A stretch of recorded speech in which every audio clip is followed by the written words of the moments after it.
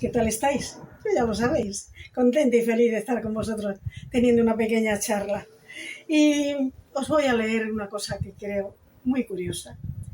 Dice, las brujas le llaman hechizo, los cristianos le llaman rezos, los espirituales le llaman manifestación, los ateos le llaman efecto placebo, los científicos le llaman física cuántica.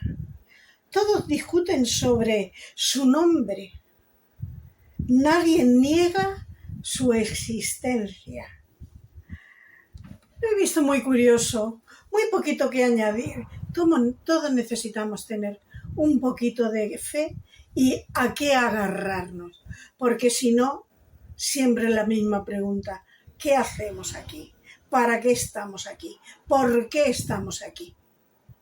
Así que analicemos un poquito. Pensemos, nos vendrá bien. Queridos, ya sabéis, analicemos un poquito el tema que he traído hoy, porque no importa la religión, no importa la idea que tú tengas, siempre tenemos una creencia en algo, en lo que sea.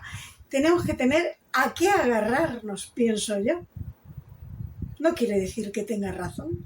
Vosotros podéis opinar. Bueno, esto es lo que os he presentado hoy. Espero que os dé alguna idea, que siempre es lo que pienso. Abrir mentes para poder pensar un poquito. Y como siempre estoy con un libro en las manos. El libro lo ha escrito J. Milton, El paraíso perdido. ¿Cómo no? Un tema muy a llevar a los libros sobre Adán y Eva. Pero os aseguro que está muy interesante sobre lo que se habla. Y hasta aquí mi charla.